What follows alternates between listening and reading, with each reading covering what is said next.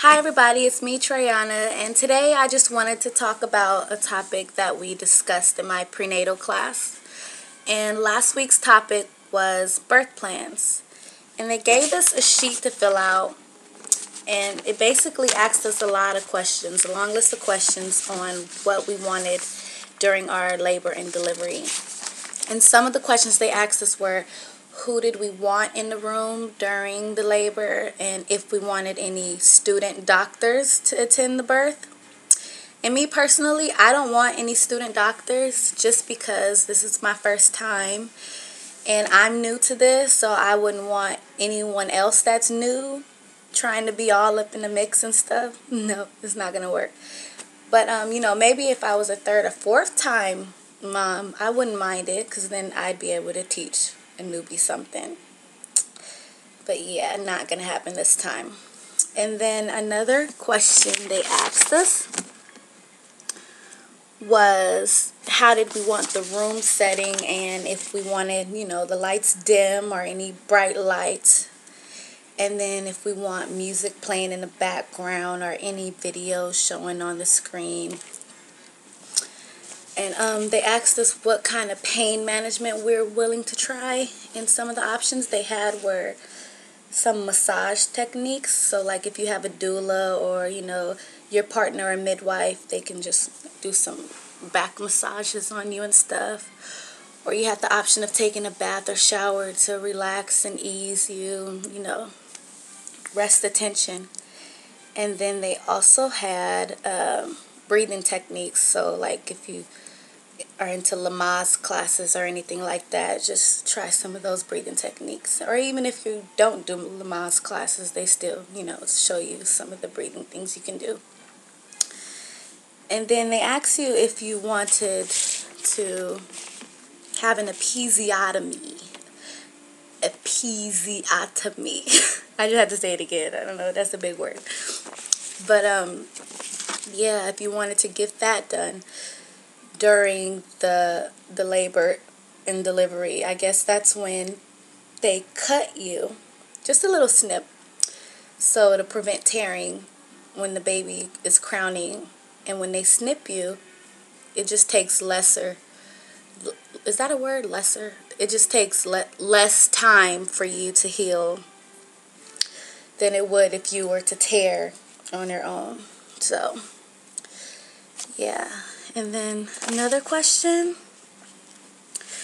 was, who do you want to catch your baby? So you have an option of your doctor catching your baby and putting him on your chest, or your partner catching your baby, put him on your chest, or you could catch your baby, pull him out, and put him on your chest. I'd rather the doctor do it. Yeah, just because, I don't know. It's just already a lot to deal with, so I don't think I would be able to catch my own baby. That's just more, like, I don't know. And then they ask you about 24-hour room in. And that's when you keep your baby with you 24 hours of the day. Like, while you're resting, they ask you if you want your baby to go to the nursery. But me, no. I want my baby in the room with me during the whole time. There will be someone else in the room with me to watch over the baby and care for him while I'm resting. So yeah, 24-hour room in for me. And then they ask you what kind of pain medication you prefer. And they have a lot to offer. And I guess some of the things are sedatives. I'm not sure what kind of sedatives they have. And then they offer narcotics, which is like morphine. Like, yeah, that hardcore shit. I don't want my baby drugged up that much. And then they offer epidurals.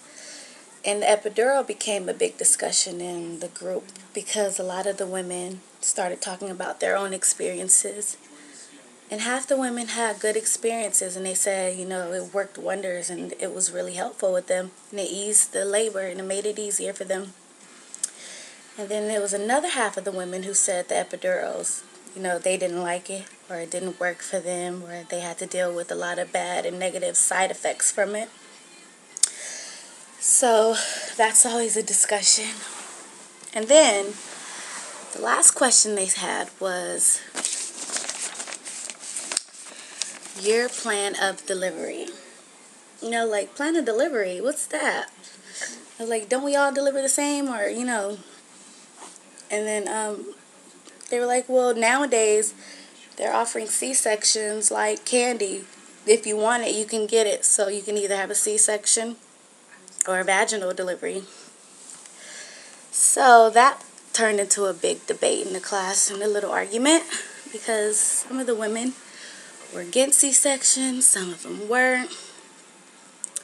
And then there's a 17-year-old girl, I guess she had her baby 2 weeks ago or something, and she was having her labor pains, and she just couldn't take it. She just couldn't bear the labor pains anymore, so she asked the doctors just to cut him out. I can't do this anymore. I don't want to push. I'm tired. I just don't want to do this anymore. Just cut it out. It'll be easier, faster. And they did. Simple as that.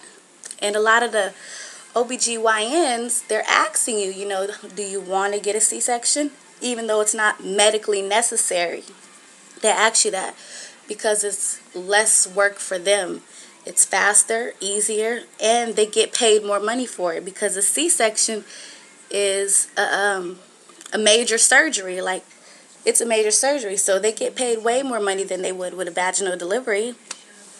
And so yeah, the C-section rates have gone up lately because they just give them out for free now. Well, not for free, but just for no reason, They used to only give them out for medically necessary reasons, when the mom's life is in risk or the baby's life is in risk. So it's just like simple as that. Like, you want a C-section? Here, I'll give you one. There's your baby. But I feel like, yeah, I don't think you should get one unless it's medically necessary. Like me, personally, I want to do this natural with an epidural, so half natural.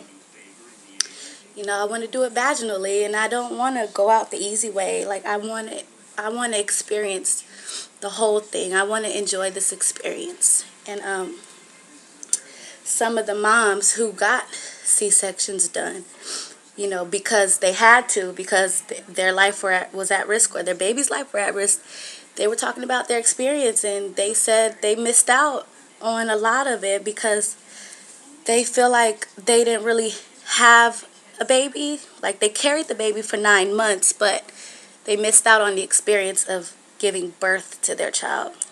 So it was sad listening to their stories, because they wish they would have had it vaginally. But now girls are just doing some of the disadvantages that are associated with getting C-sections. And, they put women at a higher risk of getting their own abdominal injuries. Like, during the procedure, the doctors can rupture their bladder or a bowel, or, any type of major blood vessels down there. But, they inform you, I guess, when you sign your consent form to allow it. They tell you all the disadvantages and risks you go through. And yeah, it just takes longer to recover from them. It's an open wound, and you're more prone to infection than you would be vaginally. And then the mother to baby contact takes longer than it normally would if you were just to deliver it natural, because they have to make sure the baby's all right and stuff like that. So yeah, I just pray that my experience goes the way I plan. And I just hope everything goes well, because I just want this to be a good experience for me. And kudos to the moms who did it all natural with no medication. Like, I don't think I'd be able to do that. I don't know. I don't know if I want to try. But yeah, they're strong women, and there's a couple of them in my class. They talk about their experience, and they said it was painful, but they did it. And I just think about, like, our ancestors were able to do it without any medication, and they were having babies at 11, 12 years old. So, I figure any woman could do it, but not me. So, yeah, I just hope everything goes well for all the expecting mommies, and everything goes as planned. So, alright. Thanks for watching, guys. Bye.